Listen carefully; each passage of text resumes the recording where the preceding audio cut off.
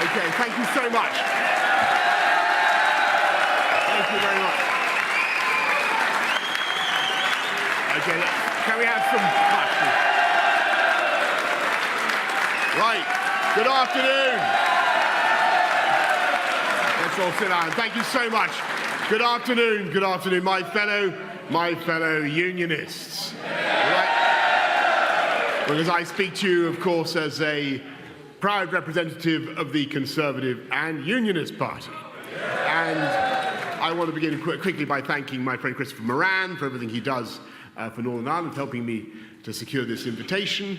And I want to thank the people of Northern Ireland who helped me to deliver an absolutely crucial political promise, as has just been mentioned, because it was more than 10 years ago that I was cycling along Holborn and I was almost crushed by a bendy bus so long and so patently unsuited to the streets of London that I vowed there and then to get elected mayor just to remove it, and at the same time to remove from office the left-wing IRA sympathising, United Ireland promoting semi-Marxist who then inhabited City Hall.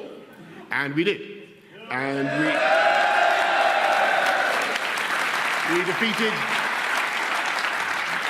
we defeated this representative of the old London hard left, and we got those German-manufactured bendy buses off the streets, and instead we commissioned a vehicle that has become an icon, a piece of design that is featured in Bond films and is used reflexively to identify the hip, modern, thriving, multicultural, funkopolitan city of London. And with its seats made in Telford, its destination blinds from Manchester, its flooring from Liskeard, its engines from Darlington, its wheelchair ramps from Hoddesdon in Hertfordshire, it would already be pretty representative of this country.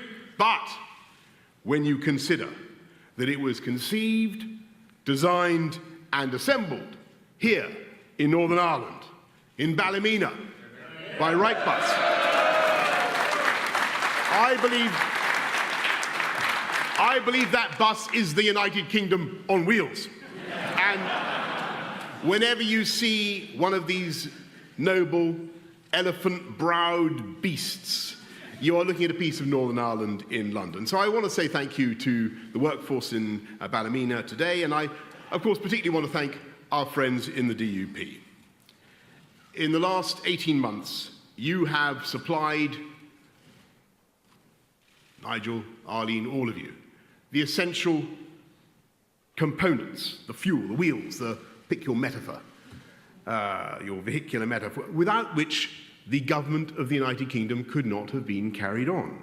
Without you, it is likely that the mighty engine of the UK economy would have stuttered and stalled, and indeed, if it wasn't for you, then there is a risk that the union itself would have been placed in jeopardy. And we all know why the DUP has been so crucial, because there really was a danger after that election in June last year that the government of the whole UK could have been handed over to Jeremy Corbyn, a man whose economic policies would mean ruin for this country, pointlessly renationalising businesses at a cost to the taxpayer of hundreds of billions of pounds, recklessly expropriating 10% of the equity of companies across the land, a Labour leader who, with his putative Chancellor, John McDonnell, actually believes that the real problem with the Venezuelan economy is that Hugo Chavez was not able to implement the entirety of his demented socialist agenda.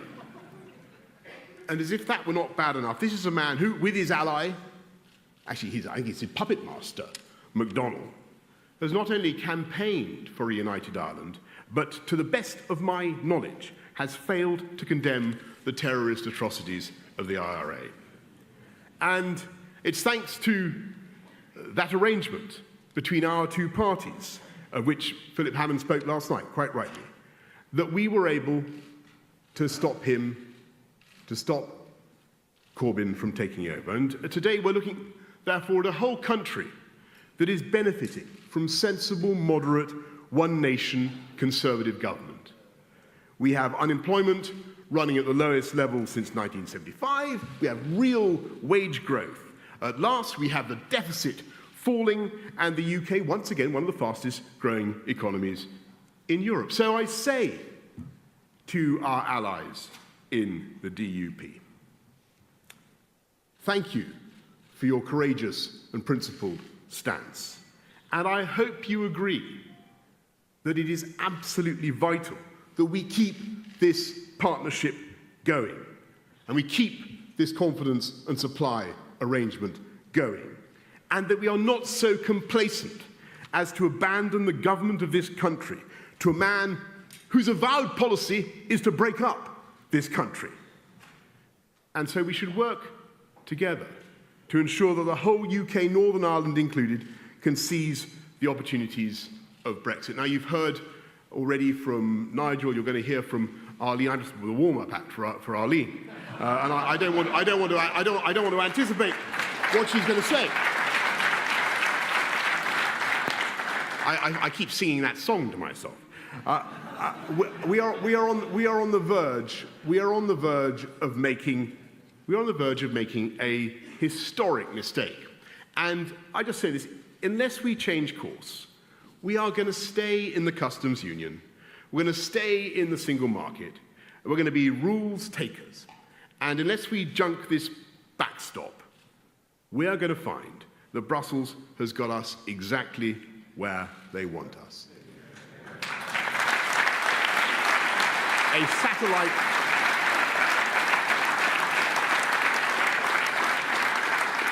satellite state. We will continue to accept the terms under which they have a surplus in trade in goods with us of £95 billion, but with no power, no British influence on those terms. And so we won't be able to do any trade deals of any significance or any value, because what they've done in Brussels is a very, very clever trick. They've made Northern Ireland their indispensable bargaining chip in the future negotiations. And if you read, who's read the withdrawal agreement? I have, unlike a certain Labour leader that I could mention. If you read the withdrawal agreement, you can see that we're actually witnessing the birth of a new country called UK brackets NI, or UCNI. Read it, seriously. This is how Brussels sees it. UCNI is no longer exclusively ruled by London or Stormont. UCNI is in large part to be ruled by Brussels, and UCNI will have to accept large swathes of EU regulations. I wish I was going to accept UK regulations. EU regulations now and in the future, on the whole range of Brussels policy making, lawnmower noise, the labelling of sardines, on the use of chocolate coins and tokens that may be deemed to resemble a euro, on the use, I kid you not, check it out, on the use of personal recreational watercraft. Now, of course, nowhere has a more illustrious history than Northern Ireland when it comes to the building of recreational watercraft. The Titanic springs to mind. And now is the time to point out the iceberg ahead. Because these obligations won't just apply to current EU regulations, but to anything Brussels devises in the future. So look, I mean, to be perfectly serious about it, suppose a Northern Irish inventor were to come up with as is possible, were to come up with an example of a personal recreational watercraft that was perfectly safe, but in some way revolutionary or cost-cutting or whatever, a Northern Irish peddler or paddleboard or whatever it happened to be that threatens to demolish the competitors in Italy or Germany. You could imagine such a circumstance.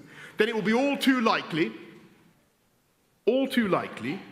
as we saw, by the way, with James Dyson and his hairdryers, remember what happened, and his vacuum cleaners, that the Brussels Commission, under pressure from the lobby groups on the continent, will legislate in such a way as to ban or to make uneconomic that UK invention, and not just for sale in the remainder of the EU. Of course not. But they will ban it for sale in Northern Ireland as well.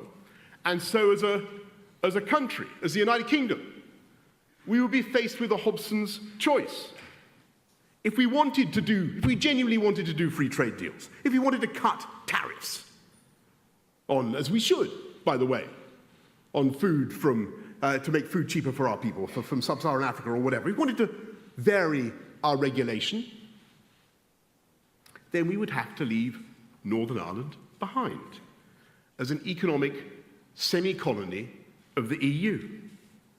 And we would be damaging the fabric of the Union with regulatory checks and even customs controls between Great Britain and Northern Ireland, on top of those extra regulatory checks down the Irish Sea that are already envisaged in the withdrawal agreement. Now, I have to tell you, no British Conservative government could or should sign up to any such arrangement. And so,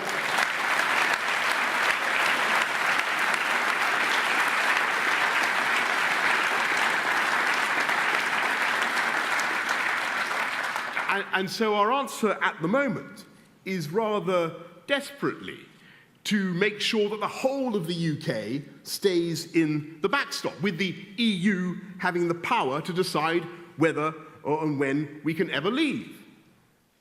Why should they grant us permission to leave? Let me ask you, why should they? We'll have handed over the £39 billion, and it's not in their interest to see us going off and doing those free trade deals. And they don't want to see goods coming in from third countries undercutting their vast exports to the UK. So think to yourselves, what price will they ask in the forthcoming negotiations for giving us that freedom to leave the backstop?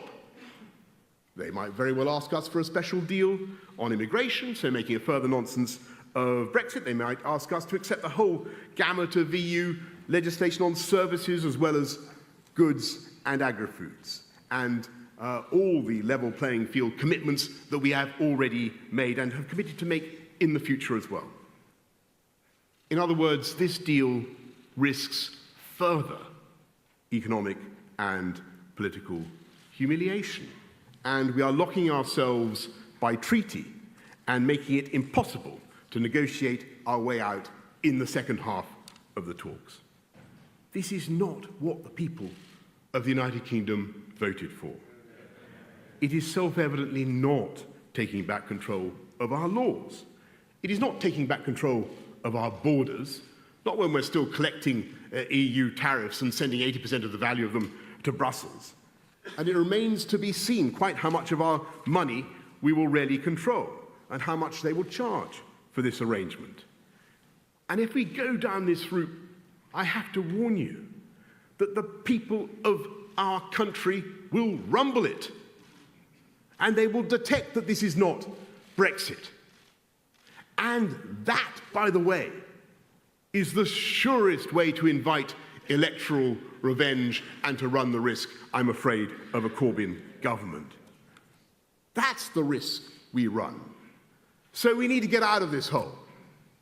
And people say there isn't a plan. Of course there's a plan. It's been mentioned many, many times. Here is what we do. Number one, we need, of course, to bank what is sensible in the withdrawal agreement, the good progress that has been made on the rights of citizens, the rights of workers, mutual recognition of professional qualifications, fair and reasonable deal on benefits. None of that was in any serious danger. The political declaration also contains a lot of good sense about our continuing policy coordination with our friends and partners across the Channel on home affairs, counter-terrorism, foreign policy, and all the rest of it. As the Prime Minister rightly said this week, she said it many times, and she's always right, on this point. She's always right on this point. We are leaving the EU, but we are not leaving Europe. And under any circumstances, I know it will be your wish, and it is my profound wish, that we will have a deep, intimate, and productive friendship and partnership with our friends in the EU. But we do need to junk the backstop. and agree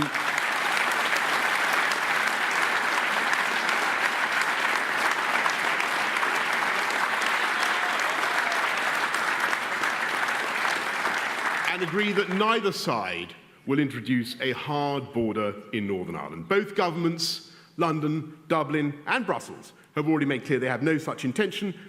Michel Barnier has said himself that the technical solutions exist and that the whole subject should be remitted to where it properly belongs in the discussion on the future economic partnership that will take place next year.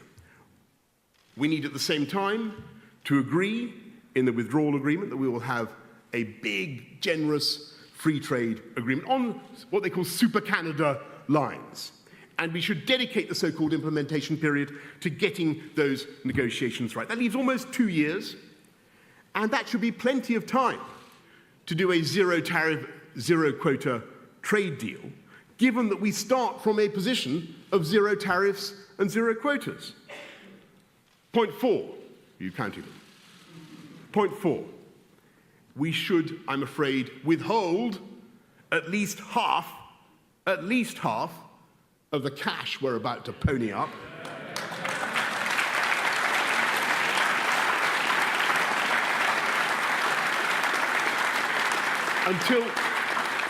until the free trade agreement is concluded at the end of 2020. I have never known a major EU negotiation not to conclude with the financial settlement, and we need to restore the proper order and incentives to the talks. Fifth, we need a Secretary of State for the United Kingdom for what they call no deal, or rather exiting on WTO terms. A department with real powers across Whitehall to make things happen. I don't believe that we will exit without a deal. I think that's totally unnecessary. But it is only responsible of the government to make proper preparations. And lastly, sixth, we need urgently as a country to recover our confidence and our self-belief and to stop treating Brexit as if it were a plague of frogs or a murrain on our cattle or some adverse weather event that has to be managed. Brexit presents massive opportunities to escape a European model whose signature economic project, after all, is the euro, that is still causing 35% of the people of Greece to be in absolute poverty and grossly unnecessary unemployment in much of the EU. A European economic model whose regulatory overload, according to Peter Mandelson and Gordon Brown, no less, costs about 5 to 7% of EU GDP. We need to have the courage and the self-belief to do things differently if we want to and if we need to. The UK is the 5th biggest economy in the world. Under this Conservative government, we are putting in record levels of infrastructure investment. We're putting in the roads, the rail, the housing, the bridges and the power stations to give business the platform for growth and investment. And by the way, now is the time, I think, to progress the admirable suggestions of Professor Alan Dunlop of Liverpool University. I think I saw my friend Karen Bradley supporting him last night, and develop plans for a bridge between Scotland and Northern Ireland, as I think the visionary leadership, it's what is it, 19, 20 miles? You and the visionary leadership of the DUP has already been urging for some time. It is a far shorter distance than that covered by some bridges around the world, from Shanghai to Ningbo, for instance. The problem isn't Beaufort's dike or whatever, this dike under the water. The problem isn't a lack of funds. The problem is an absence of political will. And what you need, in addition to the leadership of the DUP on this matter, I'm afraid you also need strong regional government to drive such projects. And I remember that's what you needed in London to get projects like Crossrail done.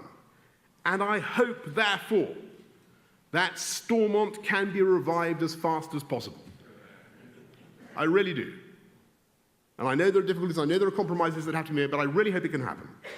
Because you need that regional government as a champion for investment and commitment to this great part of the United Kingdom.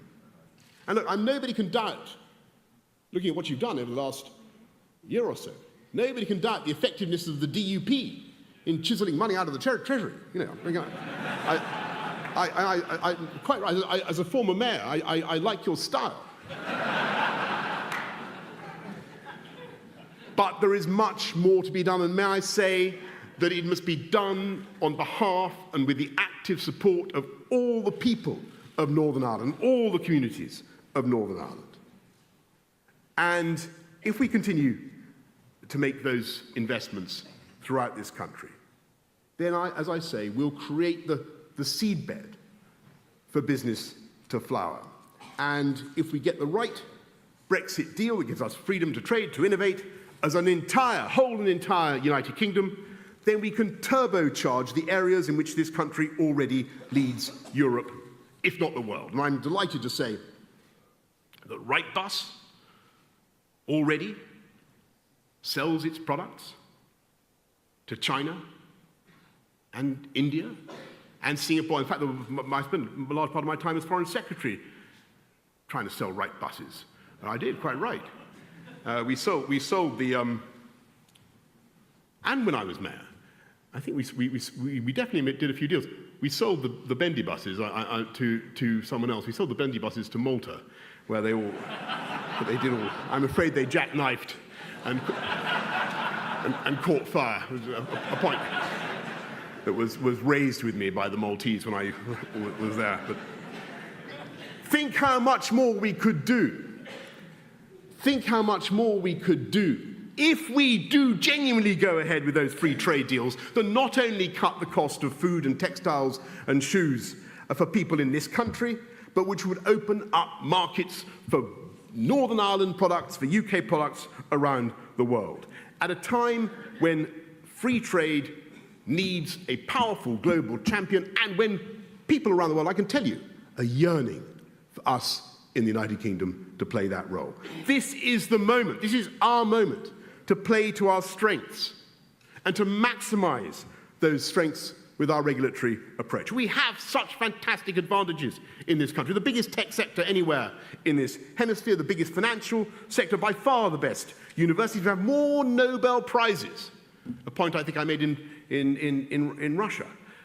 We have more Nobel Prizes from one Cambridge college than from Russia and China combined. I think I made the point in China as well, but never mind. It's true. From one Cambridge college and Russia and China combined. We have by far the most dynamic and creative culture and media industries. Let me ask you if you can remember, last year seems a distant memory, but can you remember which was the biggest grossing movie of 2017? Anybody remember around the world? The biggest grossing movie around the world of 2017 was... Okay, it was Star Wars, I'm going to say. Whatever it was called, it was the latest edition of Star Wars. But where does George Lucas propose to make the follow-up biopic of the life of Obi-Wan Kenobi? Anybody know? You've been following this speech. Here in Northern Ireland. But can anybody remember what is the name of the weapon so famously wielded by Obi-Wan? The throbbing, enigmatic, humming thing. It is a lightsaber. A lightsaber, and where did they make the first lightsaber, ladies and gentlemen? Does anybody know where they made the first lightsaber? Where was the lightsaber born?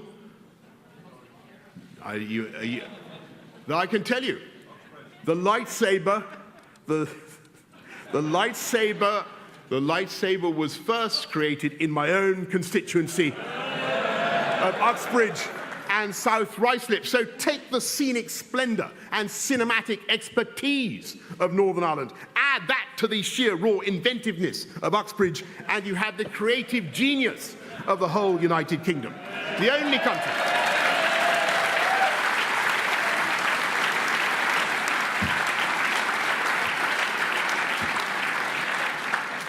The only country to be a net exporter of music to the United States, and in the words of that great Northern Irish singer, Van Morrison, "So Van, it is time we all moved from the dark end of the street to the bright side of the road," if I've got that right.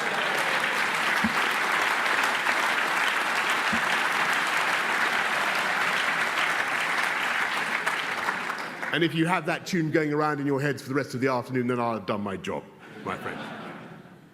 We have time to get this right. Believe me, we have time to get this right. We have an absolute duty to get this right. And I hope that we Conservatives can continue to work with you as proud and passionate unionists, backing our union against all those who would seek to divide us, and believing in our amazing and ingenious United Kingdom and in what we can do together. Thank you very much.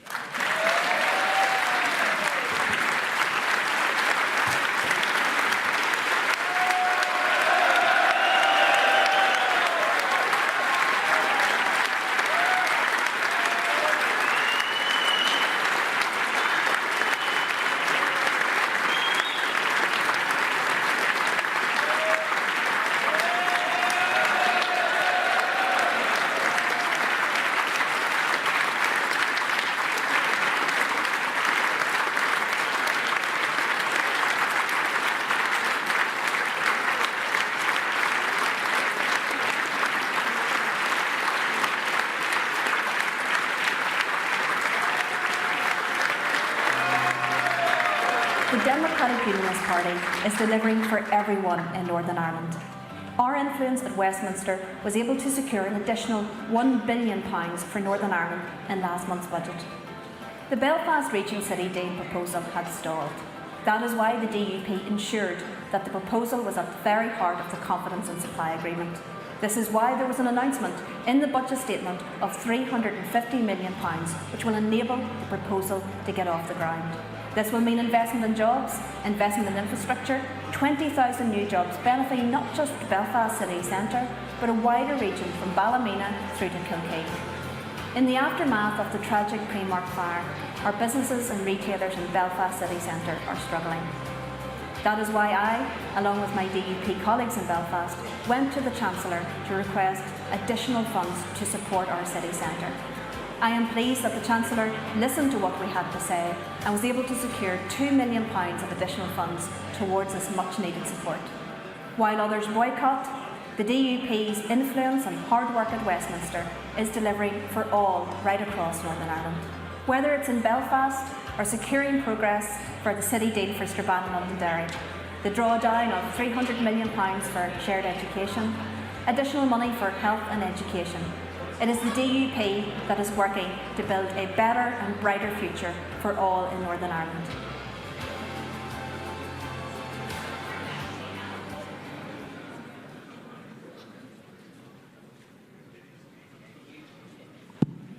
Ladies and gentlemen, just 2 minutes to the next speaker. Please take your seats. 2 minutes.